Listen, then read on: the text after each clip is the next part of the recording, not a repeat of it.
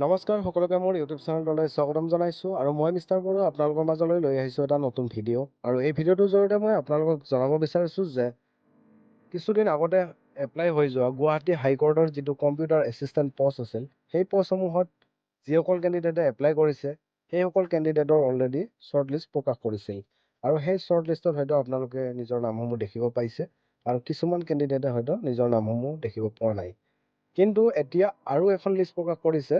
যিসকল কেণ্ডিডেটৰ নাম অহা নাছিল সেইসকল কেণ্ডিডেটৰ ডকুমেণ্টসমূহ ভালদৰে ভেৰিফিকেশ্যন কৰাৰ পিছত আকৌ নতুন এখন লিষ্ট প্ৰকাশ কৰিছে মই আশা কৰিছোঁ আপোনালোকৰ হয়তো এই লিষ্টখনৰ নাম আছে আৰু আপোনালোকে লিষ্টখন চাই ল'ব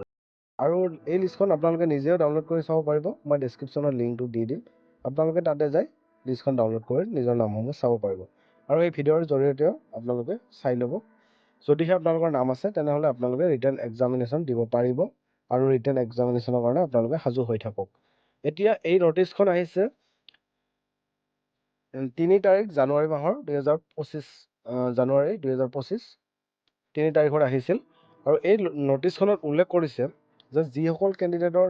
ডকুমেণ্টত অলপ কিবা প্ৰব্লেম হৈ আছিল সেইসকল কেণ্ডিডেটক আকৌ নতুনকৈ ভেৰিফিকেশ্যন কৰি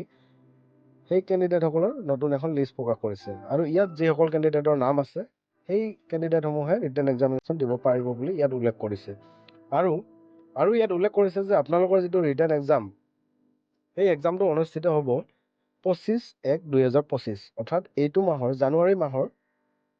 25 তাৰিখত আপোনালোকৰ ৰিটেন এক্সামিনেশ্যন অনুষ্ঠিত হ'ব আৰু আপোনালোকে যদিহে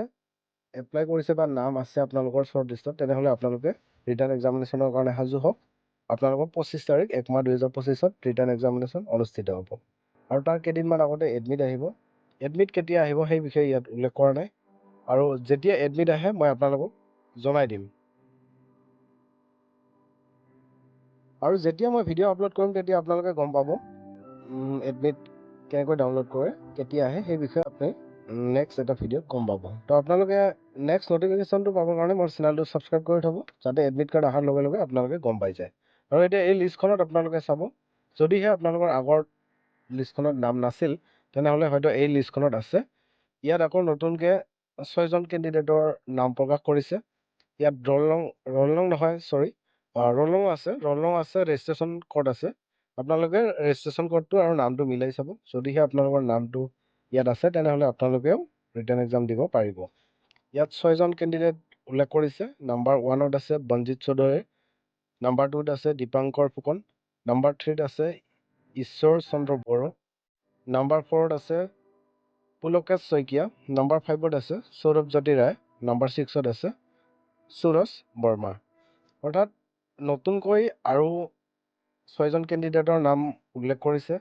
প্ৰথম শ্বৰ্ট লিষ্টেডত এই কেণ্ডিডেটসকলৰ নাম নাছিল আৰু এতিয়া নতুনকৈ এই 6জন কেণ্ডিডেটৰ ডকুমেণ্ট ভেৰিফিকেশ্যন কৰি আকৌ নতুনকৈ নাম দিছে